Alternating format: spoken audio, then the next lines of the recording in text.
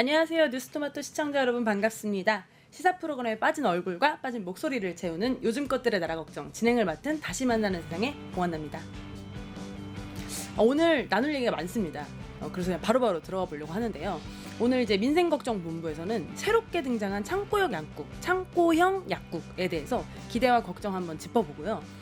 30조 추경이 뭔지, 이전에는 없었던 건지 한번 살펴보겠습니다. 그리고 이제 정치걱정본부에서는 김건희 특검이 정확히 뭐고 왜 4번이나 거부당했고 5번 만에 됐는지, 거부한 자가 범인이라는데 왜 5번이나 거부했는지 한번 뭔 놈의 죄가 그렇게 많은지 한번 살펴보고요. 시간이 된다면 국정기획본부에서 지금 논의되고 있는 공약사항들, 4.5일제라든지 이런 것들 한번 살펴보도록 하겠습니다. 그럼 바로 지금 시작해보도록 하겠습니다.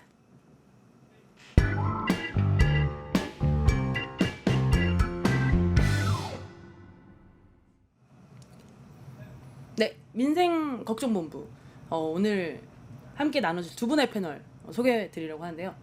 각자 한번 소개 부탁드리겠습니다. 네, 안녕하세요. 오늘도 양양에서 왔습니다. 전 더불어민주당 청년대변인 장종화입니다. 오늘 좀 더 뭔가 영하게 입고 오신 것 같은데. 점점 젊어지게 살아야죠. 역시 너무 좋습니다. 예, 반갑습니다. 경남에서 올라왔고요. 더불어민주당 경남도당 홍보소통위원장 맡고 있는 안도영입니다. 아니 여기는 20대인데 지금 옷은 지금 정확하게 말하면 네. 만으로는 20대인데 우리 나이로는 30. 네. 왜 그러세요? 만으로 지금 얘기해 저희도 한 살씩 낮으신다고요 지금. 이게 제가 이제 그걸 안 그래도 강조를 해요. 사람들한테 강조하는데 이제 뭐라 하냐면 장난으로 야 윤석열 끝났으면 윤석열 나이 끝났지. 너 30이야. 절대 안 돼. 윤석열 씨의 유일한 업적 바로 그겁니다. 정권은 연속성이 있다. 네, 있다. 저도 만으로는 30, 33, 30대. 그러니까요. 지금 20대라고 해주셔야 저희가 지금 같이 나눠줄 수 있거든요. 꼭 유지해 주세요. 알겠습니다. 그래서 오늘 이제 민생걱정본부 한번 들어가 보려고 하는데요. 그 요즘 SNS 보신 분들은 아실 거예요. 이제 경기도 성남에 140평 정도 되는 규모. 그러니까 어떻게 보면은 좀 큰 체인 슈퍼마켓 정도 되는 사이즈의 창고형 약국이 문을 열었다고 합니다. 그래서 마치 그 사람들이 카트를 끌고 이제 돌아다니면서 이제 약을 골라서 이제 담는 거예요. 약마다 또 가격표도 이렇게 딱 붙어 있고요.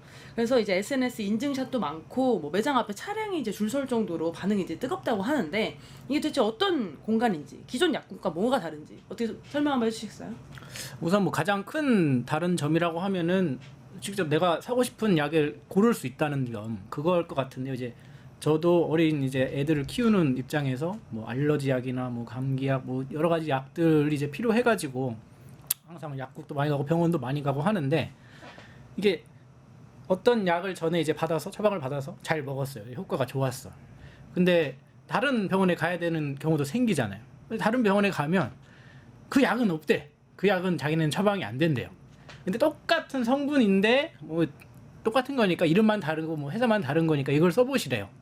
근데 이제 그 이전 때 다른 약을 썼던 이제 당사자 입장에서는 원래 썼던 약이 잘 맞고 다른 부작용이나 다른 게 없었고 효과도 좋았고 했기 때문에 그걸 쓰고 싶은데 가는 데마다 우리는 이걸 씁니다. 우리는 그건 안 되고 이거 합니다. 이렇게 약간 강매당하는 이런 현상들 많이 겪는단 말이에요. 그죠. 약간 약국마다 납품된 약이 다르다 보니 아무래도 이제 딱 내가 원하는 그 약이 없는 경우는 확실히 좀 있는 것 같아요. 근데 이제 그런 차원에서 이 창고형 약국 같은 경우에는 이제 본인이 원하는 브랜드의 원하는 이제 약품을 이제 살 수 있다는 점, 그게 아마 가장 큰 차이점이겠죠. 사실 그 한국에서는 약사가 아니면 약국을 열 수가 없어요. 그래서 이제 이 어떤 분들은 이게 그냥 지금 이마트에서 지금 또 이런 약국을 연 거냐 이렇게 하실 것 같은데 그런 건 아니고요.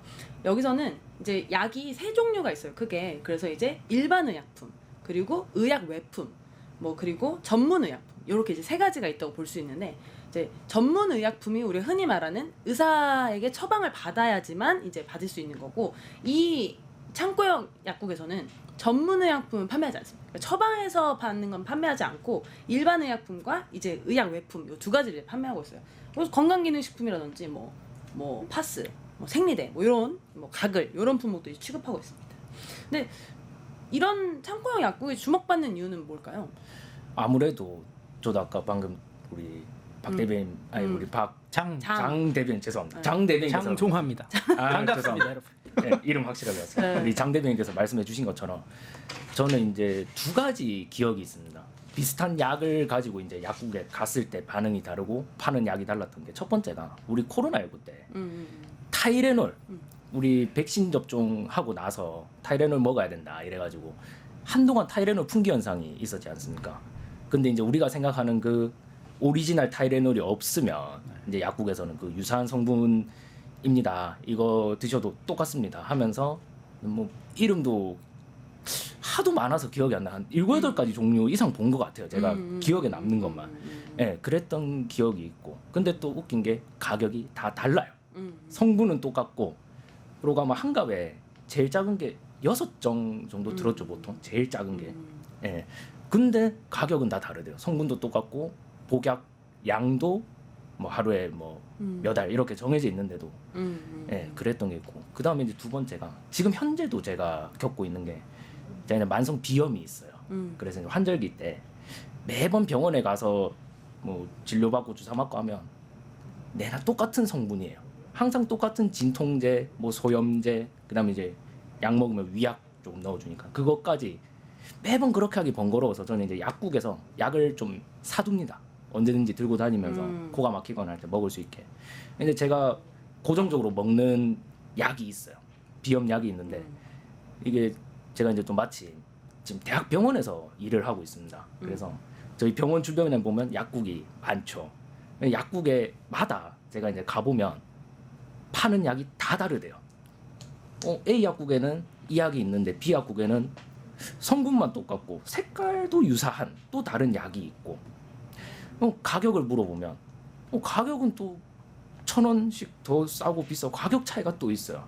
근데 이게 아무래도 소비자들 입장에서는 어차피 다 똑같은 거면 왜 가격이 다 다를까 이런 의문에서 이제 최대한 약을 좀 싸게 그러고 또 우리가 자주 접하고 또 어떻게 보면 사람들이 그냥 조금 몸 안 좋다 뭐 두통 뭐 치통 생리통 뭐 이런 거 있으면 저거 하니까 예 이제 뭐 타이레놀이나 이런 거 사람들이 좀 흔하게 찾잖아요. 그래서 이제 아무래도 이런 창고형 약국이 이제 우리나라에 또 이제 처음으로 이제 들어왔고 또 사람들 많은 관심을 받는 게 아닐까 싶습니다.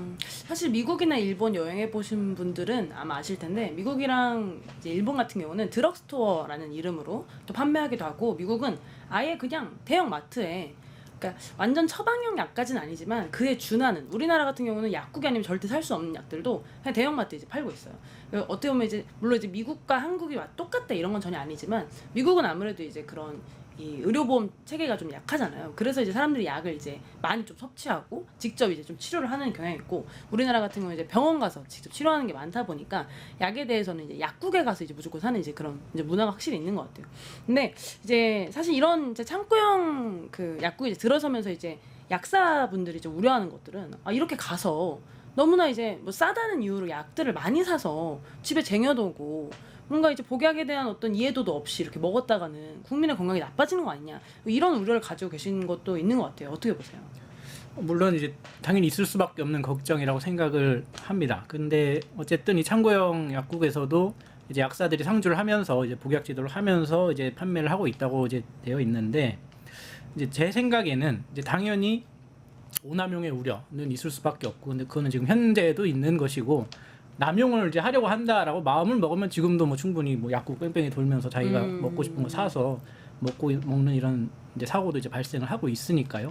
이제 다만 이제 오용 같은 경우에 이게 약 중에서 같이 먹으면 좀 안 되는 성분들 그런 것들이 있을 수 있잖아요. 근데 만약에 이렇게 대형으로 이제 판매를 해가지고 대량으로 어떤 소비자가 사서 어떤 그 안에서 어떤 조합이 있을지 모르는 거잖아요. 그쵸. 아무리 복약 지도를 한다고 해도 일일이 뭐 한 100개 사가는데 얘랑 안 돼요 하는 걸 일일이 찝어줄 수는 없으니까 근데 그런 문제가 있을 수 있다는 점이 하나 있고 다만 이제 그런 문제가 있음에도 불구하고 이 오남용에 대한 우려가 그렇게 크지 않다는 점 하나는 이제 싸고 이제 다양하고 하니까 이제 많이 사는 거는 이제 언제든지 내가 사용할 수 있도록 좀 구비를 해놓으려는 차원이지 싸니까 많이 먹어야겠다. 아. 이런 차원에서 약을 이렇게 막 사는 건 아닐 거잖아요. 대부분. 사실 그런 사람 없죠. 그러니까 오늘- 많이 싸니까 많이 사서 많이 오늘 먹어야지. 감기 걸렸는데 뭐 오늘 좀 기분 좀 꿀꿀한데 한 10개씩 먹어볼까? 그러니까 그렇게 사는 분들은 이제 없기 때문에 없죠.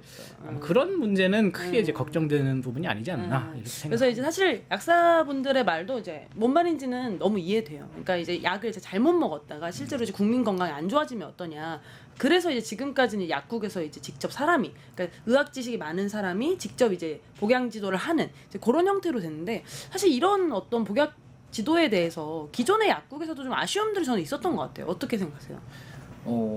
아무래도 약국마다 이제 가면 다 똑같은 약을 제시하는 게 아니잖아요. 똑같은 증상을 가지고 저도 이제 저한테 이제 좀 필요한 약을 찾기 위해서 보통 저는 약국을 한 두세 군데 정도 돌아다녀 봐요. 한 군데만 가서 사지 않거든요. 일단 첫 번째는 가격 비교도 해봐야 되고, 또 두 번째는 약간 이런 게 있어요. 꼭 필요한 약만 처방을 하면 되는데 한두 개씩 끼워 파는 경우가 있어요. 약간 여기 위에 이제 나오는 건강기능식품 DC라는 거를 비슷한 거를 끼워 파는 경우가 있거든요. 그래서 이제 이 뭐랄까 과하게 좀 처방하는 거 아닌가 이런 걱정, 그리고 꼭 필요한 약만 먹으면 되는데 약은 사실 가장 적게 먹으면서 가장 효과가 빠르면 뭐 좋은 거라고 저는 생각을 하기 때문에 그래서 이제 그런 부분에서 사실 기성의 이제 약국을 찾는 많은 시민들이 어느 정도 불신이 있었던 거죠. 예, 뭐 먹었는데 뭐 다 똑같은데 가격은 뭐 어디는 싸고 어디는 비싸고 뭐 어디는 가니까 뭐 이거랑 같이 드세요, 먹어보니까 크게 차이도 없고.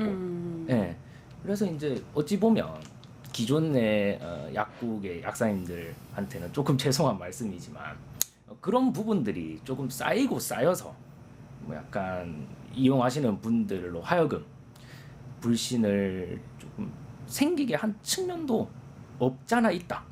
조심스럽게 그런 생각도 있습니다. 저는 좀 동의하는 부분이, 사실 이 약국에 가면 어떤 약이 얼마인지 이제 찍혀 있고 저희가 직접 이제 구매하는 게 아니다 보니까 그 약을 요청하고 직접 가격을 듣는 경우가 있어요. 근데 그러다 보니까 사람들이 이런 경험이 쌓이다 보니까 온라인상에 어디 가면 그 약이 싸더라 이런 게 많아서 종로 5가 이런 데 가면은 유명한 대형 약국들이 있거든요. 그런 데 가서 이제 약을 사요. 그러니까 이미 어떻게 보면 소비자들은 그 약에 대한 이해도를 가지고, 왜냐면 여기가 처방용 약을 파는 게 아니다 보니까 어떻게 보면 공산품 약을 파는 거잖아요. 그러니까 직접 찾아가서 자기가 직접 경험해 본 것들을 기반으로 좀 구매를 하시더라고요. 그러니까 그런 어떤 그 소비자의 어떤 구매 경험이 사실은 이런 창고형 약국까지 오게 된 거 아닌가. 그리고 이제 복약지도도 요즘 약국 가면 다 약국 봉투에 나와 있잖아요.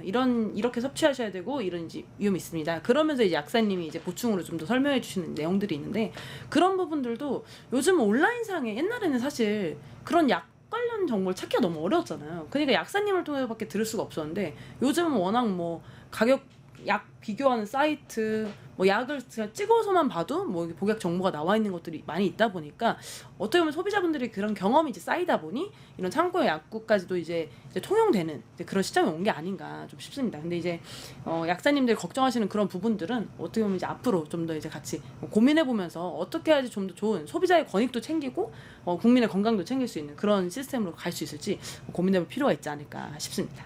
다음 주제로 넘어가면요. 사실 이게 본 얘기입니다. 이제 앞에서는 좀 이제 SNS에서 핫한 거 좀 가져와 봤고, 이제 두 번째는 30조 추경 어디에 얼마나로 제가 이제 가져와 봤는데요. 이 이재명 정부가 이 경기가 어렵다 보니까 이제 추경을 해야 된다. 이 추경에 대한 의견은 이제 여나 야나 이제 다 동일한 어떤 의견이었습니다. 그래서 이제 30조 추경안을 이제 가지고 왔는데요. 사진 한번 띄워주시면 좋을 것 같은데요. 30조 추경안이 어떻게 지금 구성되어 있는지 한번 보시면 좋을 것 같은데, 크게 세 파트로 나눠져 있습니다. 첫 번째는 경기 진작을 위해서 15.2조, 그리고 민생 안정을 위해서 5조, 세입 경정 10.3조 이렇게 구성되어 있는데요. 사실 저희 같이 평범한 이제 시민들이 이제 가장 관심 있는 부분은 경기 진작과 이제 민생 안정 이렇게 두 부분일 것 같아요. 그래서 경기 진작에서는 이제 소비 여력을 보강하기 위해서 민생 회복 소비 쿠폰을 10.3조 뿌리겠다, 제공하겠다 이렇게 나와 있는데요. 민생 회복 소비 쿠폰 이게 정확히 어떤 거죠? 가장 큰 부분에서 이제 지역 화폐 발행이 있을 수 있겠죠. 이제 저도 이제 강원도 양양에서 왔지만 아마 이제 서울이나 이런 대도시 이런 곳에서는 그 크게 뭐 지역의 구분이라든지 뭐 강남구, 뭐 강동구, 뭐 이런 서울 시내 구별 안에서의 크게 이제 구분이 없잖아요. 근데 이제 강원도 양양 뭐 이런 경상남도 이런 쪽 지역에 가보면 그 내에서 소비되는 그 지역 쿠폰의 힘이 굉장히 큽니다. 그리고 그 안에서 쓸 수 있는 부분들이 굉장히 이제 다양하기도 하고요. 서울에 비해서. 그렇기 때문에 이 지금도 이제 매달 이 지역 화폐가 이제 발행이 되고 있지만 이 지역의 예산의 그 편성에 따라서 굉장히 이제 지역별 편차도 크고 할인율도 굉장히 저희 양양 같은 경우는 몇 년 전에는 그래서 한 10% 정도 해줬는데 저희는 얼마 전부터는 5%로 거기서 움직이질 않아요. 아, 그렇기 때문에 이번 추경에 그런 이제 할인율이 올라가고 할 수 있는. 그리고 심지어 지금 5%밖에 안 해줘도 금방 다 매진됩니다. 그럼 이번 추경의 규모나 어떤 이런 영역들 전체적으로 좀 어떻게 보세요? 물론 뭐 항상 이제 저희 같이 이제 받고 이제 소비하고 하는 입장에서는 뭐 더 줬으면 좋겠다 이렇게 생각할 수도 있지만 다만 지금 이번에 하는 추경 같은 경우는 그동안 지금 이제 내수의 경기 이런 부분이 너무 어려웠기 때문에 그거를 조금이라도 더 굴러가게 해보자 하는 이제 마중물 이런 차원에서 시작을 하는 것이고 그런 부분을 통해서 이제 지방의 이제 자영업자분들이나 이 소비를 그동안 못 해왔던 그런 부분들이 조금 이 소비 쿠폰뿐이 아니라 이 자영업자에 대한 이제 채무 같은 것도 같이 들어가면서 정말 이제 지역의 경제를 조금이라도 돌아가게 해야겠다 이런 차원에서 시작된 거라고 보고 있습니다. 지금의 어떤 너무 어려운 지역 경제를 좀 돌리는데 좀 효과가 있을 것이다. 진짜 지역에 가면 정말 장난이 아닙니다. 거의 장난 아니죠. 맞아. 가게가 텅 비었어요. 임대가 붙은 곳이 진짜 많은 것 같아요. 네. 그러니까 사실 수도권보다도 더 지방으로 갈수록 그게 저는 더 점점 심하고 있다 이런 게 직접 가보면 좀 많이 느껴지더라고요. 그래서 지금 민생회복 소비 쿠폰 사진 하나 같이 띄워주시면 좋을 것 같은데요. 민생회복 소비 쿠폰 정확히 뭐냐 이거 한번 같이 좀 이해해보면 좋을 것 같은데요. 대상은 이제 전 국민입니다. 전 국민에게 다만 차등이 있습니다. 그래서 이제 15만 원에서 이제 50만 원 사이로 이제 각자가 이제 뭐 상위 10%인지 일반 국민인지 차상인지 기초수급자인지에 따라서 금액은 좀 다르지만 어쨌든 모두에게 지금 제공이 된다. 그리고 지급 수단은 이제 아까 말씀하신 지역 이제 화폐라든지 선불카드라든지 신용 체크카드 중에 선택해서 본인 선택해서 이제 할 수 있도록 이제 되어 있습니다. 그래서 사실 이 민생회복 소비 쿠폰 관련해서 맨 처음에는 이제 보편으로 가야 된다. 아니다. 선별로 가야 된다. 이런 논쟁이 있었는데요. 이번에 이렇게 지급되는 소비 쿠폰 어떻게 보세요? 저는 그 선별보다는 보편으로 가는 것이 맞다. 왜냐하면 어쨌든 경제 위기라는 것은 국가 전체 위기고요. 그리고 이제 지금 보시면 일반 국민들도 이제 최소 지급되는 이제 15만 원에 15만 원의 비용이 있고 그 다음에 자상위 계층 이제 올라가면 갈수록 이제 규모가 커지는데 만약에 이게 선별로 아예 뭐 못 받는 사람이 생기고 이렇게 되는 것은 이 그렇죠. 자상위 계층이라든지 좀 경제적으로 어려운 분들에게는 좀 이제 좀 좋지 않다 그렇게 이제 생각을 하기 때문에 저는 이 선별보다는 보편으로 가는 것이 맞다 이 정책에 대해서는 더군다나 이것이 장기적으로 가기보다는 우선 일시적인 경기 부양책으로서의 성격을 띠고 있기 때문에 온 국민들에게 다 주는 것이 저는 그래도 올바른 방향이지 않나 그렇게 생각하고 있습니다. 근데 이번이 어떻게 보면 절충안이잖아요. 이런 그렇죠. 의견에 대해서. 네. 근데 이제 그 보편으로 가야 된다라고 이제 말씀하셨던 분들의 주장 중에 하나는 선별하는데 더 돈이 든다. 근데 사실 그런 부분은 여전히 이제 들어 있는 채로 이번에 이제 안이 된 것 같아요. 이런 부분 어떻게 보세요? 말씀하신 것처럼 선별과 보편 지급을 약간 섞었죠. 그래서 상위 10%에게는 이제 15만 원이 끝이고 이제 그 아래로 갈수록 이제 대부분의 국민들은 이제 15만 원에 플러스 10만 받게 되고 이제 차상위 계층 이제 기초수급 이렇게 갈수록 조금씩 더 받게 되는 이제 구조인데 이제 말씀하신 것처럼 이제 선별을 일일이 다 하면은 뭐 거기에 더 많은 비용이 들어갈 수 있다. 근데 어쨌든 지금도 선별을 하긴 한 거거든요. 선별을 하긴 해서 좀 이렇게 그걸 러프하게 했다고 볼 수는 있겠지만 어쨌든 선별과 보편을 좀 적절하게 이제 섞었다 이렇게 볼 수 있는 것 같고 이것이 이제 어떻게 효과를 낼지는 또 해봐야 알겠지만 좀 한 가지 좀 주목할 만한 이제 분석이 나온 것은 이제 한국경제연구원에서 이제 어젠가 오늘인가 발표를 한 바에 따르면 올해 우리나라 이제 경제 성장률이 1%가 될 것 같은데 상반기에는 0.2%. 근데 이제 하반기에 이 단어를 좀 콕 집어서 말한 게 의미가 있는 것 같아요. 정책 효과에 힘입어서 하반기에는 한 1.8%로 반등할 것 같다. 그래서 토탈 1% 될 것 같다라는 거거든요. 그럼 0.2에서 1.8로. 1.8로. 근데 이제 물론 이제 1% 자체라는 이 수치는 굉장히 낮은 거긴 합니다. 지금 최근 몇 년 이제 추세를 봤을 때 그죠. 그럼에도 불구하고 어쨌든 하반기에는 반등을 한다는 것이니까 이런 뭐 소비 쿠폰 이런 지금 이제 추경 등등 이런 정책 효과를 조금씩 인정받고 그 효과를 볼 수 있다고 이제 기대하고 있다고 봐야겠죠. 근데 이제 일부에서는 이런 게 돈 부리는 포퓰리즘 아니냐 뭐 이런 식으로 좀 비판하시는 분들도 있어요. 어떻게 보세요? 저희가 사실 코로나19 때 이제 이 정책을 한번 시행을 했던 전례가 있습니다. 그때 이제 저희가 이제 봤던 이미 효과가 있고요. 그래서 이제 그때보다 오히려 지금이 더 어렵다고들 많이들 말씀을 하시잖아요. 그래서 이제 일단 단기적으로 그래도 이제 이전에 사용했던 정책 중에서 그래도 좀 우리가 이거는 효과가 좀 있었다. 그래도 단기적으로는 우선 고려해봄직하다. 이렇게 해서 결정된 것이기 때문에 그래서 일방적으로 뭐 포퓰리즘으로 매도하는 것은 정치 공세에 불과하다. 이렇게 봅니다. 그래서 사실 이제 민생회복지원금에 대해서는 말씀하신 대로 우리나라 지금 성장률이 좀 너무 낮고 경기가 너무 안 좋다 보니까 그래도 여야에서는 그래도 어느 정도는 그래도 좀 필요성 공감하고 여기에 대해서는 너무 큰 이견은 좀 없는 것 같아요. 근데 이제 이번에 또 좀 이제 주목할 만한 부분이 소상공인 채무 조정 지원이라는 부분이 있습니다. 사진 같이 띄워주시면 좋을 것 같은데요. 이 채무 조정 지원이라는 게 정확히 좀 뭘까요? 다 뭐 채무 다 없애준다 뭐 이런 걸까요? 뭐 당연히 무조건 다 없애주는 건 말이 안 될 채무도 것이고 다 없애주는 그런 이제 우리나라 이제 장어영업자 비율이 굉장히 높지 않습니까? 근데 그만큼 이제 파산하거나 이제 사업이 잘 안 되는 부분도 많고, 근데 그 부분은 이제 내수 경기가 너무 힘드니까 이제 일반 소비가 잘 안 되고 돈이 돌지 않으니까 생기는 이제 결과의 하나인 것이고, 그동안 이제 우리 정부가 여러 정부들이 이제 쭉 거쳐오면서 항상 해왔던 이제 자영업자 대책 중에 가장 큰 부분은 항상 이제 대출 이자 지원, 뭐 이자 세제 지원 뭐 이런 거였거든요. 말하자면 대출 좀 더 받아서 좀 사업 잘 될 때까지, 장사 잘 될 때까지 좀 한번 좀 버텨 보시라, 약간 이런 차원이었단 말이죠. 근데 지금 못 버티고 계속 이제 무너져가고 있는 상황이라는 건데, 이제 그런 부분에 대해서 이 7년 이상 5천만 원 이하의 이제 빚에 대해서 이제 좀 채무를 탕감해 줄 수 있는 그런 방안을 마련한 거거든요. 이제 거기에 대해서 물론 이제 뭐 그럼 열심히 지금까지 살아온 뭐 빚도 열심히 갚고 난 갚았는데 나는 뭐 안 어렵게 산 줄 아니라 다 이렇게 힘들게 살아왔는데 누구는 빚 탕감해주고 나라에서 탕감해주고 뭐 나는 안 내주고 이런 부분에 대해서 뭐 불만이나 이제 비판이 있을 수는 있죠. 다만 좀 전에 말씀드렸던 것처럼 지금까지 자영업자에 대한 대책이 좀 빚 좀 더 내서 좀 더 버텨보시라였던 건데, 그 내수의 경기를 실패한 것은 어쨌든 정부의 책임도 있는 거라고 봐야 되거든요. 그런 부분에 대해서 일정 부분 책임을 지는 것이다라고 저는 또 그렇게 생각합니다. 지금 같이 지금 이제 장기 연체 채무 사진 같이 지금 보고 계신데요. 지금 이 채무 조정 지원이 저게 어떤 건지 한번 좀 이제 말씀드리면 7년 이상 장기 연체 중인 분들 중에 5천만 원 이하의 채무를 가진 개인에 대해서 이제 채무 조정을 이제 진행하겠다는 겁니다. 대상이 한 이제 113만 명 정도 되고요.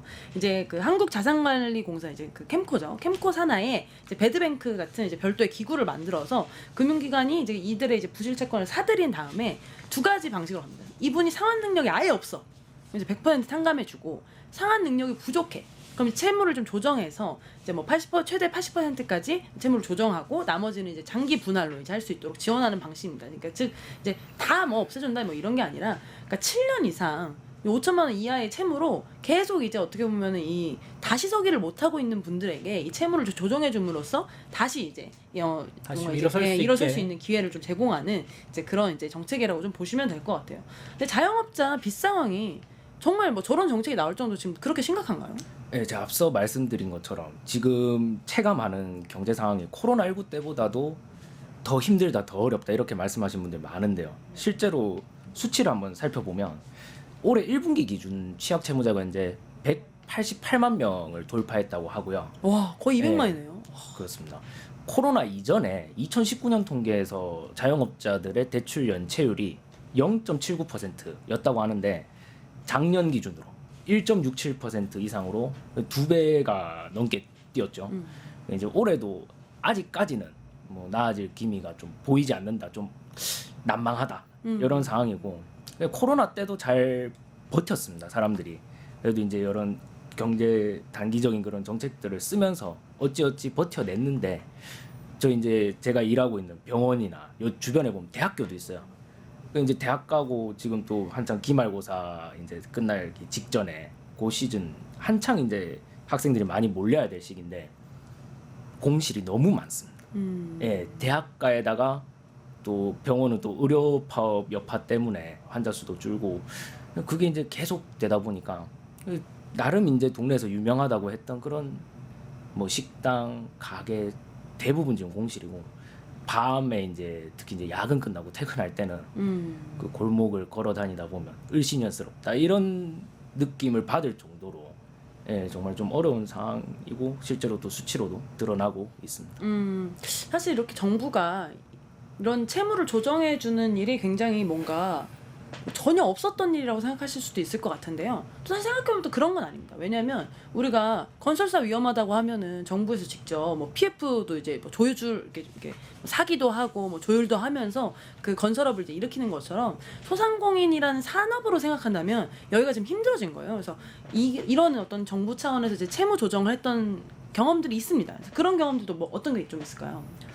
물론 이제 자주 있지는 않았죠. 왜냐하면 항상 우려하는 것처럼 뭐 도덕적 해이, 뭐 형평성 이런 문제 제기들이 많기 때문에 뭐 많지는 않았으나 가장 첫 번째로는 저희가 가장 큰 우리 역사에서 기억되는 외환위기 IMF 때 1997년도에 이제 당시 김대중 정부에서 개인의 빚을 굉장히 많이 이제 회수를 해주고 그걸 이제 좀 할인된 가격에 이제 사들여서 채무를 이제 다시 이제 회수를 했는데 이제 좀 싼 가격에 샀으니까 나중에 따져보니 회수율이 이제 100% 넘는 그런 경우도 있었고 뭐 이제 김영삼 정부 때는 이제 농어촌이 굉장히 힘드니까 그 농어촌 분들에 대한 채무 이제 관련 조정이 총 한 42조 원 정도 됐던 것으로 나오기도 하고요. 이제 그런 것처럼 이제 사례가 없었던 것은 아닙니다. 사례가 없었던 것은 아닌데 이제 다만 항상 이제 우려가 이제 표현되는 것들이 이제 도덕적 해이.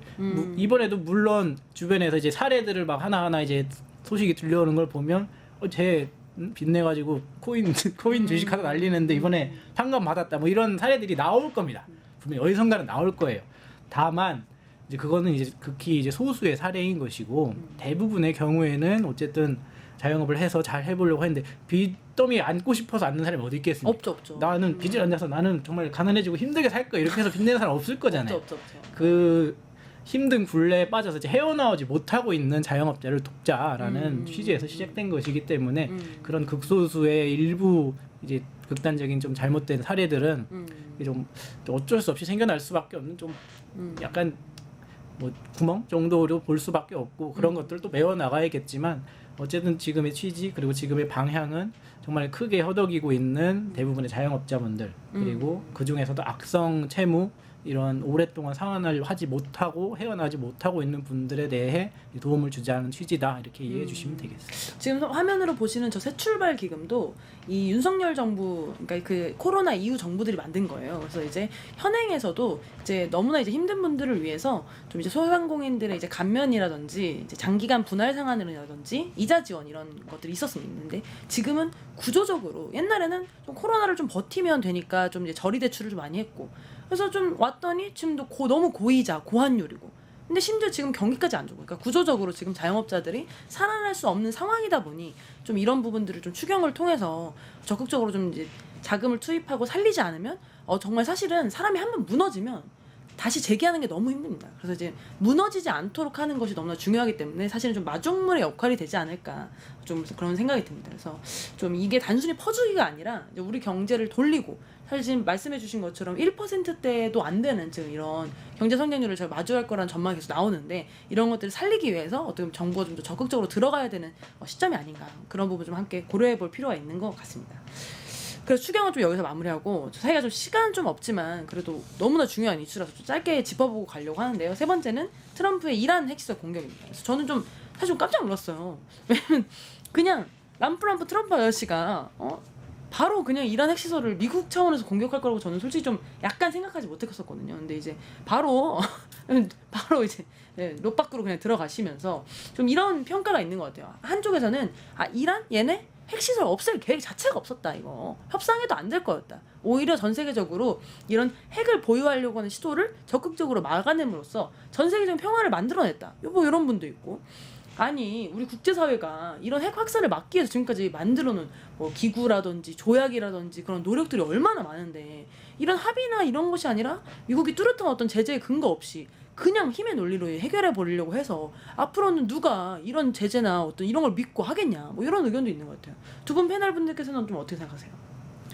이게 말씀하신 것처럼 이제 공식적으로 이란이 뭐 핵무기를 뭐 만들고 있다, 뭐 우라늄을 뭐 어떻게 처리를 하고 있다 이런 게 뭐 밝혀진 바는 없습니다. 뭐 미국 내부의 그 정보국장이었나요? 국가정보국장도 이란이 좀 핵무기를 뭐 개발하고 있다는 뭐 그런 정황은 없다. 그리고 IAEA에서도 이란이 지금 핵무기를 어떻게 하고 있다는 정황은 없다. 이렇게 계속 발언을 이제 입장을 밝히고 있음에도 불구하고 이제 트럼프 대통령이 정말 이제 직접 미국이 직접 이제 전쟁에 개입을 한 거죠. 네, 개입한 거죠. 여기에 대해서는 뭐 당연히 되게 이래도 되는 건가 하는 생각이 들죠. 그동안 여러 나라들이 전 세계가 외교적으로 좀 해결을 하고 평화적으로 해결을 하고 이런 방향들을 찾기 위해서 당연히 그건 쉽지 않은 길이지만 그게 이제 맞는 길이기 때문에 가려고 했던 건데 만약에 미국의 대통령 거의 개인의 판단이 이거는 좀 미리 좀 조치를 해야겠는데 라고 해서 그렇게 시설을 타격을 하고 다른 나라에 미사일을 쏘고 하는 상황이 벌어진다고 하면 아무리 그게 만약에 그런 효과가 있다고 한들 자국민 이외에 그 다른 나라에 분명히 사람들이 사상자가 생길 수 있고 뭐 건물이 파괴되고 거기에 피해가 가는 것인데 거기는 내 마음대로 피해를 줘도 된다는 것인 이야기인지 그러니까요. 굉장히 그러니까 사람의 목숨의 가치가 이 나라와 저 나라가 다른 건가 하는 생각을 뭐 여러 가지 생각이 들면서 이게 참 어떻게 되려고 하는 건가. 맞죠. 물론 트럼프 대통령의 성향을 알고는 있다고 하더라도 이게 앞으로 너무나 불확실성을 더 키우는 앞으로 갈수록 모든 전 세계 상황을 그 전 세계에 던진 좀 함의가 크다고 생각해요. 왜냐면 트럼프 행정부가 이런 결정을 내린 다음에 이제 트위터에 올린 내용이 뭐냐면 임박한 위험이라는 이제 표현을 썼어요. 임박한 위험이라는 것은 그냥 이제 굉장히 모호한 개념이잖아요. 왜냐면 대변인님 말씀해주신 대로 지금 뭐 그런 정황이 있거나 이런 건 아니지만 이런 위협이 임박했다는 이유로 지금 행정부가 직접 선제 타격을 지금 시도했고 뭐 이런 과정에서 뭐 유엔 안전 뭐 보장위원회 뭐 승인이라든지 뭐 원자력 기구의 어떤 뭐 근거라든지 이런 것이 없이 지금 이렇게 한 상황이기 때문에 이런 거에서 볼 때는 확실히 이제 국제적으로 이제 합의한 내용들이 무너져 내렸다라는 표현이 좀 적합한 것 같아요. 어떻게 보셨어요? 말씀하신 것처럼 트럼프 대통령이 뭐 위험이라고 이야기한 게 그 위험의 기준이 순전히 본인 생각이잖아요.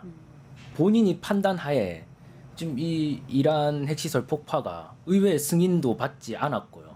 또 더더군다나 만약에 이 핵시설 폭파로 인해서 민간인들에게 피해가 간다면 제네바 협약 위반의 소지도 있습니다. 그래서 이게 국제법적으로 굉장히 복잡한 상황까지 지금 갈 수도 있는 상황을 본인이 자초를 했고 또 우리가 트럼프에게 우려했던 트럼프 대통령이 만약에 당선이 되면 벌어질 일들 그런 우려하던 일이 지금 현실이 됐기 때문에 이거는 이상한 선례를 지금 만드셔가지고 저도 상상을 못했습니다. 실제로 직접 타격을 이렇게 빠른 시일에 갑자기 기술적으로 할 거라고는 상상은 뭐 못했습니다. 근데 사실 이게 지금 현실이잖아요. 그러니까 지금 우리가 이제 나눈 대화처럼 어떻게 보면은 이런 절차적으로나 이런 내용들을 지금 갖춰주지 않은 상태에서 근거 없이 이렇게 들어가면 국제 규범에 대한 신뢰가 흔들릴 수 있음에도 불구하고 어찌됐건 미국이 지금 선제 공격을 이제 단행했습니다.